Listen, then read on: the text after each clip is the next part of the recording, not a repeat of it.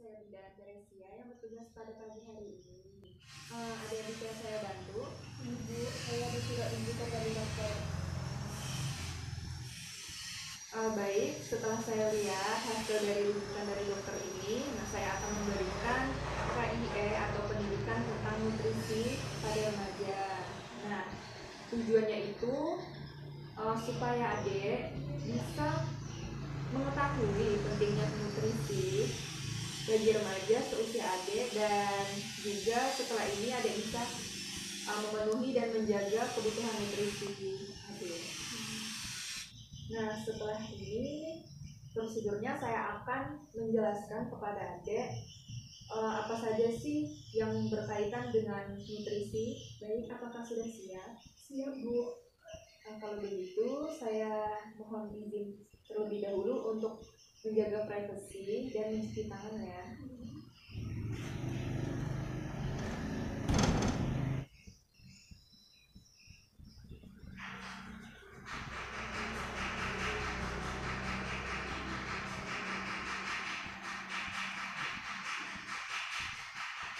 Baik, langsung saja kita mulai. Sebelumnya saya ingin bertanya mengenai identitas adik.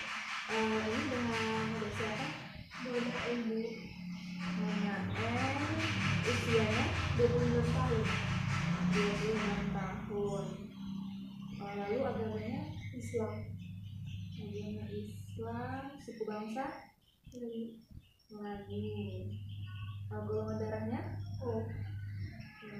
Oh, pendidikan SMK. SMK. Lalu apakah ada sudah bekerja? Belum bekerja.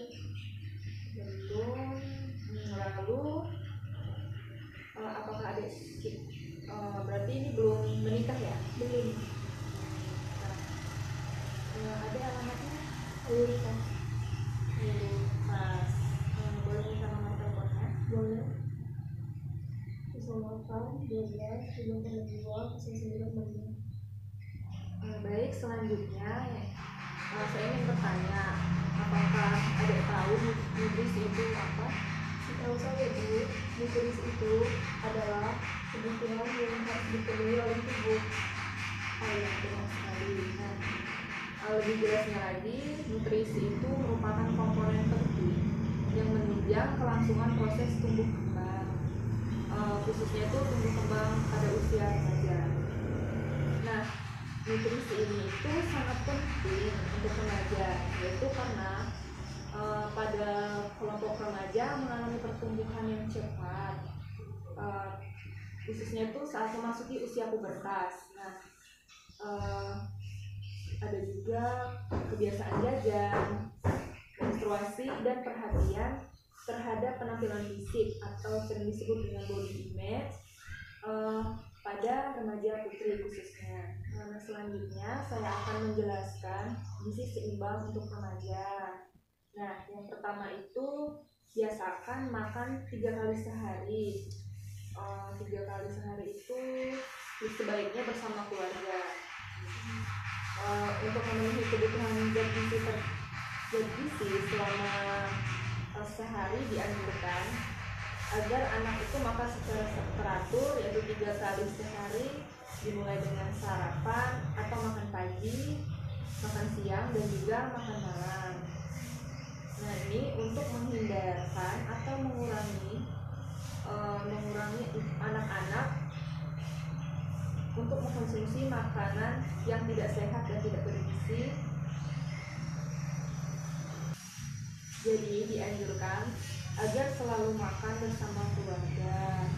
Nah, sarapan setiap hari itu juga sangat penting, terutama bagi anak-anak, oleh karena sedang tumbuh dan mengalami perkembangan otak yang sangat tergantung pada asupan makan secara teratur. Lalu yang kedua itu biasakan untuk mengkonsumsi ikan dan sumber protein lainnya. Nah, ikan ini merupakan sumber protein hewani. Nah, lalu untuk protein nabati sendiri itu seperti tempe dan tahu. Nah, protein merupakan zat gizi yang 34 berfungsi untuk pertumbuhan, mempertahankan sel atau jaringan yang sudah terbentuk dan juga untuk mengganti sel yang sudah rusak. Nah, oleh karena itu protein sangat diperlukan dalam masa pertumbuhan. Selain itu juga protein berperan sebagai sumber energi. Nah, konsumsi protein yang baik itu adalah yang dapat memenuhi kebutuhan asam amino esensial yang dapat disintesa,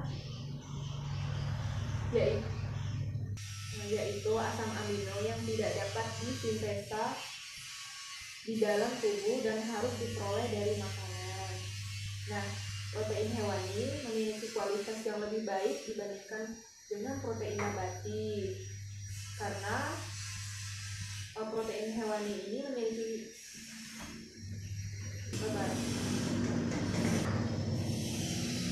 karena komposisi asam amino lebih komplit dan asam amino esensialnya juga lebih banyak. Nah, berbagai sumber protein hewani dan nabati itu mempunyai kandungan protein yang berbeda jumlahnya dan komposisi asam amino yang berbeda pula. Oleh karena itu, mengkonsumsi protein juga dilakukan bervariasi. Nah, dianjurkan itu untuk mengkonsumsi protein hewani sekitar 30% dan protein nabati itu 70%. Ikan selain sebagai sumber protein juga berperan sebagai sumber asam lemak tidak jenuh dan sumber mikronutrien. Nah, konsumsi ikan dianjurkan lebih banyak daripada mengkonsumsi daging. Sumber protein nabati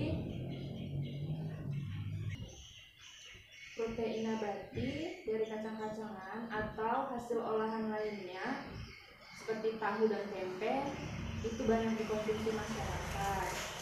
Kandungan protein pada tempe tidak kalah dengan daging.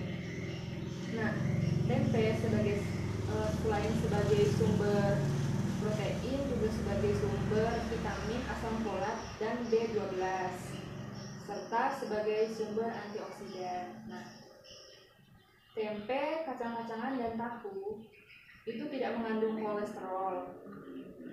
Kacang-kacangan dan tahu tidak mengandung. Nah, mengkonsumsi tempe itu kira-kira sekitar 100 gram atau 4 potong tempe sedang perharinya cukup untuk mempertahankan tubuh tetap sehat dan kolesterol itu terkontrol dengan baik. Nah, lalu yang ketiga itu ada perbanyak mengkonsumsi sayuran dan cukup buah-buahan. Sayuran hijau maupun berwarna selain sebagai sumber vitamin, mineral, juga sebagai sumber serat dan senyawa bioaktif yang tergolong sebagai antioksidan. Nah, buah-buahan selain sebagai sumber vitamin, mineral, serat, juga antioksidan, terutama buah yang berwarna hitam, ungu, dan merah. Mengkonsumsi sayuran dan buah-buahan sebaiknya bervariasi sehingga diperoleh beragam sumber vitamin ataupun mineral serta serat. Nah, kalau ingin hidup lebih sehat,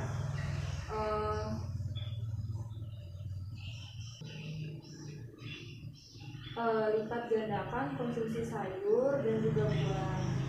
Nah, konsumsi sayur dan buah ini bisa dalam bentuk segar maupun yang sudah diolah. Konsumsi sayuran hijau tidak hanya direbus ataupun dimasak, tetapi bisa dalam bentuk lalapan atau mentah. Dan dalam bentuk minuman seperti ekstraksi sayuran ditambah dengan air tanpa gula dan tanpa garam. Nah, klorofil atau zat hijau daun yang terekstrak itu merupakan sumber antioksidan dan yang cukup bagus. Nah, sayuran berwarna seperti bayam, kobis ungu, terong ungu, wortel, dan juga tomat. Itu juga merupakan sebagai sumber antioksidan yang sangat potensial dalam melawan oksidasi yang dapat menurunkan kondisi kesehatan tubuh. Lalu ada yang keempat, yaitu membiasakan untuk membawa bekal makanan dan air putih dari rumah. Nah, apabila jam sekolah itu sampai sore atau setelah sekolah itu masih ada kegiatan yang berlangsung sampai sore, maka makan siang tentunya tidak dapat dilakukan. Maksudnya itu tidak bisa kita lakukan di rumah. Nah, jadi makan siang di sekolah itu harus memenuhi syarat dari segi jumlah dan keragaman makanan. Oleh karena itu, bekal untuk makan siang sangat diperlukan. Nah, dengan membawa bekal dari rumah, anak tidak perlu makan jajanan yang kadang kualitasnya itu tidak terjamin, karena kita tidak tahu jajanan yang di sekitar sekolah kita atau di luar itu apakah bersih, apakah higienis, apakah kandungan gizinya masih baik, dan sebagainya. Nah, di samping itu kita juga harus membawa air putih, karena minum air putih dalam jumlah yang cukup itu sangat diperlukan untuk mengatasi dehidrasi. Nah, lalu yang kelima itu batasi mengkonsumsi makanan cepat saji, jajanan, dan juga makanan selingan yang manis, asin, dan juga berlemak. Mengkonsumsi makanan cepat saji dan jajanan saat ini sudah menjadi kebiasaan terutama oleh masyarakat perkotaan. Nah, sebagian besar makanan cepat saji adalah makanan yang tinggi gula, garam, dan juga lemak yang tidak baik bagi kesehatan. Oleh karena itu, mengkonsumsi makanan cepat saji dan makanan seperti jajanan itu harus sangat dibatasi. Nah, panganan manis, asin, dan juga berlemak banyak berhubungan dengan penyakit kronis tidak menular seperti diabetes mellitus, tekanan darah tinggi, dan juga penyakit jantung.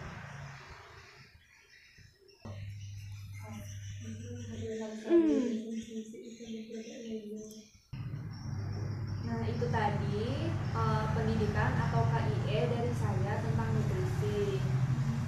Nah, di sini saya akan mengevaluasi adik apakah sudah paham atau belum. Nah, yang ingin saya tanyakan itu apa saja gizi seimbang untuk remaja? Yang pertama, biasakan makan 3 kali sehari bersama keluarga. Yang kedua, biasakan mengonsumsi ikan dan sumber protein lainnya. Yang ketiga, perbanyak konsumsi sayur dan buah. Yang keempat, biasakan bawa makanan dari rumah atau bekal masuk. Yang kelima, hindari makanan cepat saji dan sering-sering. Benar sekali ya, adik berarti adik sudah paham. Nah, apakah ada yang ingin ditanyakan lagi? Tidak, Bu. Baik, kalau tidak ada, terima kasih atas waktunya. Semoga ini bisa membantu adik untuk memenuhi dan menjaga bagaimana untuk memenuhi dan menjaga kebutuhan nutrisi. Terima kasih. Selamat pagi. Selamat pagi.